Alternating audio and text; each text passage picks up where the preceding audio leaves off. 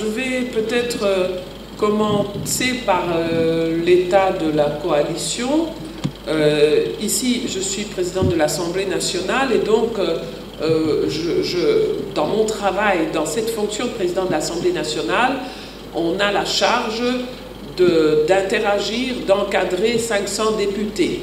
Les 500 députés, il y en a 337 qui sont du FCC, Front commun pour le Congo, 48 qui sont de la coalition Cash-UNC et plus d'une centaine qui sont de la plateforme politique de l'opposition, la MOUCA, où on retrouve MSR, le MLC et le parti cher à Moïse Katumbi. Et donc c'est important d'abord de préciser ça. L'Assemblée nationale, c'est un lieu où se retrouvent toutes les sensibilités. Et donc la coalition Cash-FCC ne peut pas se substituer dans son fonctionnement aux aspirations diverses et variées, fût-elles minoritaires, qui ont été exprimées par le citoyen, l'électeur congolais. Et cette mise en garde ou cette introduction est importante parce qu'il faut éviter des propos partisans lorsqu'on parle de l'Assemblée nationale. Cela étant, j'appartiens à la coalition, comme vous dites, Cash-FCC. Au sein du FCC, j'ai été désigné par mon parti, le PPRD. Et donc, par rapport à l'état de la coalition, je crois que c'est important de dire que tout partenariat politique est un exercice délicat et difficile. Ça peut ressembler à un mariage. Et dans un mariage, il y a des hauts, il y a des bas. Vous savez aussi que la coalition Cash-FCC est régie par un accord où chacun des partenaires a un espace de mouvement, d'action, d'interaction avec l'autre partenaire et que cet accord sous-tend l'évolution institutionnelle que nous observons à différents degrés au sein de la République. Alors, je peux affirmer que en qualité de présidente de l'Assemblée nationale, et si je regarde au travers de mon institution ce qui a été fait par cette coalition, je pense qu'on ne peut pas désespérer. On ne peut pas désespérer. Les démarrages ont été un peu difficiles pour mettre en place les institutions, mais cela étant, nous avons approuvé un programme du gouvernement au mois d'août avec plus de 300 et quelques voix, donc qui confirme la solidité, s'il fallait en douter, de cette coalition. Nous sommes arrivés à l'approbation du budget 2020. Nous avons obtenu comme coalition 419 voix. Il ne vous a pas échappé que 419 voix, c'est supérieur aux 395 et quelques membres députés que nous avons au FCC. C'est pour dire que sur la vision, le projet que nous voulons partager avec les citoyens de la République démocratique du Congo qui nous ont élus, nous avons obtenu un consensus même avec une partie de l'opposition. Et donc c'est au-delà de notre capacité de majorité parlementaire si on regarde sous l'angle numérique. Alors je crois que ça, c'est déjà deux témoignages de la robustesse de notre coalition lorsqu'on se concentre sur des sujets qui privilégient avant tout, par-dessus tout, l'intérêt du peuple congolais. Alors je pense aussi que le peuple congolais s'est exprimé. Ce n'est pas par hasard qu'ils ont voté un président de la République issu de l'ancienne opposition, mais que ce même peuple congolais n'a pas donné la majorité parlementaire à ce président de la République. Il a donné la majorité parlementaire au FCC majoritairement parce que je crois que le Congo est un pays de consensus. Le Congo est un pays d'équilibrisme avec 400 tribus, 4 langues. Les Congolais sont très soucieux du respect de la diversité et de la sensibilité des uns et des autres. Et c'est ça le message de ce vote où finalement nous avons un président de la République avec un petit nombre de députés, 48, et puis une majorité parlementaire qui lui est apportée par le président honoraire au travers du PPRD et de tous les autres partis qui constituent le FCC. Et donc ce message, ce n'est pas nous qui l'imposons. Nous sommes guidés par le doigt de l'électeur qui a dit « Je veux bien d'un changement démocratique en République démocratique du Congo, mais je veux mettre des garde-fous. pas trop de pouvoir d'un côté ou de l'autre. Je les oblige à se marier ensemble parce que ça aura un effet d'équilibrisme. Et donc, voilà, je crois, le sens de cette coalition. En tout cas, l'Assemblée nationale et moi-même, dans le cadre du rôle qui m'est donné, je crois que nous resterons à l'écoute et dans le respect, nous essaierons d'être dignes de ce message que la population congolaise nous a envoyé. De tout temps, les coalitions n'ont jamais été faciles, que ce soit en République démocratique du Congo ou ailleurs. Les coalitions sont toujours des exercices très périlleux, mais je crois qu'il faut sauvegarder l'essentiel, et l'essentiel, c'est l'intérêt du peuple congolais et non des querelles individualistes, égoïstes, politiciennes ou de positionnement.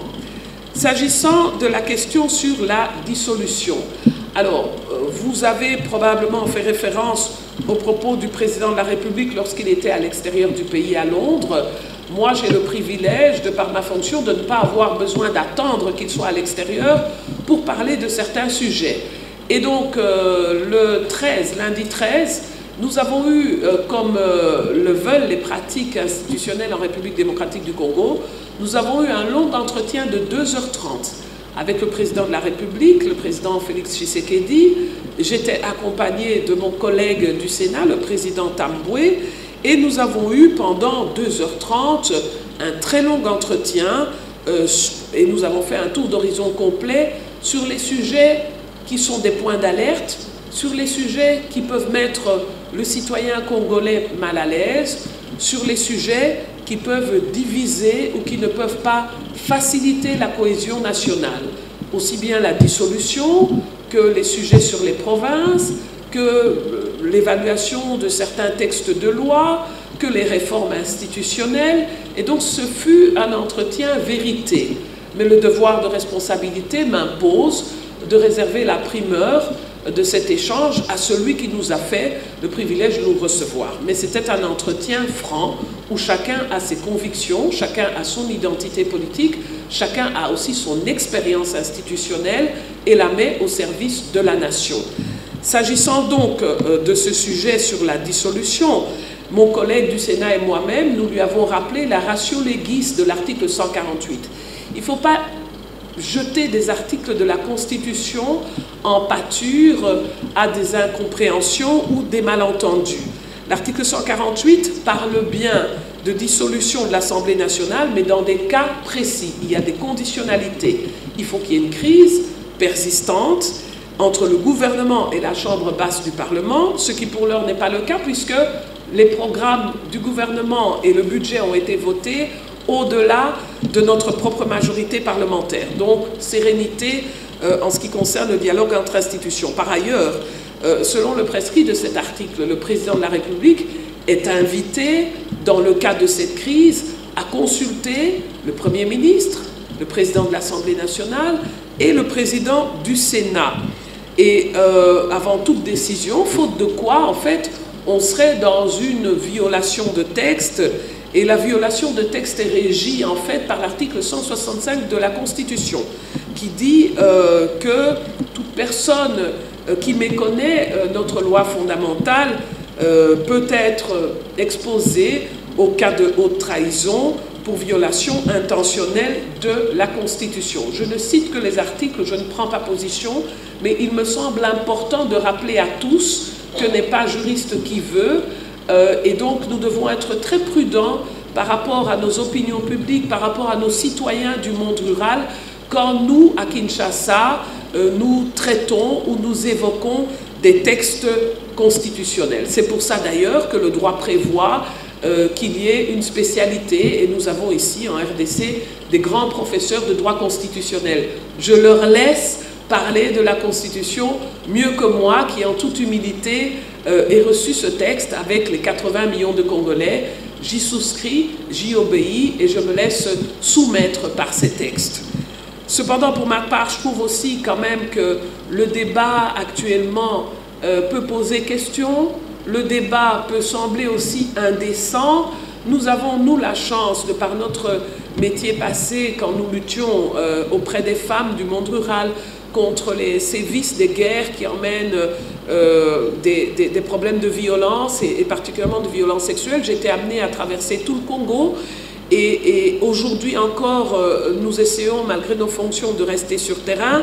Et donc, je trouve quand même ce débat un peu indécent, ou c'est un débat peut-être accessoire et mineur par rapport à ce que moi j'appelle la douleur sociale que vivent nos frères et sœurs. Je parle bien de nos frères et sœurs, parce que si on nous retire nos titres, nous sommes tous des compatriotes.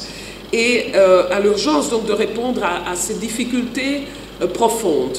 Je pense que nos querelles politiques internes, intestines, stériles, elles doivent quand même un peu s'effacer devant l'essentiel. Et l'essentiel pour moi aujourd'hui, de ce que me disent les Congolais, de ce que vous nous dites au travers des médias et de la presse que vous nous rapportez, ce que disent les Congolais, c'est qu'ils ont mal par rapport à Béni, par rapport à la situation, au danger de balkanisation du Congo, par rapport à l'incertitude, la violence, la faim, l'insécurité dans laquelle vivent non seulement les civils à Béni, mais aussi notre armée qui fait un travail extraordinaire.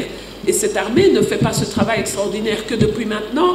Ça fait 18 ans que nous avons le plus gros de nos troupes installées dans le nord du Congo et ici particulièrement à Béni.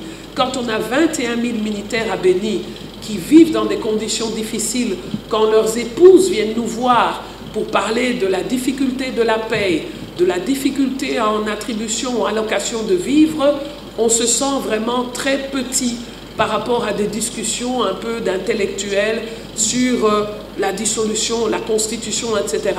Quand je vois aussi que nous sommes passés d'un taux de change de 1600 francs congolais il y a un an à 1750 francs congolais aujourd'hui, je pense que celui qui n'a pas la possibilité d'un emploi stable, il est frappé en direct dans son portefeuille. Et ça, c'est quelque chose qui doit nous préoccuper, nous interpeller. Et je pense, et j'espère, que le gouvernement y travaille. Je pense aussi que quand on voit nos enfants, nos jeunes gens, devenir des inciviques, rendus violents, parce qu'il y a des difficultés à payer le minerval universitaire, je crois que ça, on a vu les images, ça doit nous interpeller. Ça doit nous troubler, ça doit nous empêcher de dormir. À Kinshasa, ou là où nous sommes, portant le nom de citoyens congolais. Et donc moi, je pense que ça, c'est plus important que des discussions un peu entre spécialistes sur la dissolution, la destitution, etc. Les Congolais ne nous ont pas choisis pour ça. Ils nous ont choisis d'abord pour mettre de l'ordre, de l'unité, de la cohésion, mais surtout apporter des réponses à leur quotidien qui reste difficile. Le Congolais vit avec moins de 450 ou 480 $ par tête d'habitant par an. Je crois que notre ambition, celle du président de la République, la mienne et le Premier ministre, est de battre cette mauvaise réputation de pauvreté des Congolais. Et donc ça nous demande un haut sens de responsabilité, un haut sens d'humilité pour répondre à ce que moi j'appelle être des urgences sociales. Et donc entre un débat sur la Constitution, les phrases de la Constitution, le beau français de la Constitution, et la difficulté de quelqu'un qui à Lemba a connu des pluies et n'habite plus dans sa maison, ou a connu des pluies et a vu des personnes dans sa famille mourir et ne peut pas l'enterrer depuis 1 mois et demi, je pense que ça me trouble plus, comme présidente de l'Assemblée nationale peut-être, mais avant tout comme citoyenne congolaise et comme maman congolaise. Ça me semble important. Alors enfin, sur la corruption, je crois que vous l'avez dit, vous enfoncez une porte ouverte. Le président de la République a beaucoup parlé de lutter contre la corruption. Il a donné le ton. Nous-mêmes à l'Assemblée nationale, nous y sommes particulièrement attentifs. Il ne vous a pas échappé non plus que nous avons eu des sessions très pleines en termes d'installation des institutions et des outils qui permettent de gouverner. Le budget qui a pris un temps quand même important. Et donc, nous n'avons pas pu donner toute la place, l'espace que nous souhaitions au contrôle parlementaire. Mais le contrôle parlementaire, c'est justement une façon de voir comment nous exécutons, nous respectons les textes par rapport à la gestion des biens et des deniers publics. Et donc je crois que nous avons déjà dans notre tiroir beaucoup de demandes de nos vaillants députés en matière de contrôle parlementaire pour se rassurer que les principes de bonne gouvernance sont respectés à tous les niveaux. Et je crois que vous verrez à la session de mars que nous allons aller un peu plus loin dans ce sujet-là. Voilà, je vous remercie.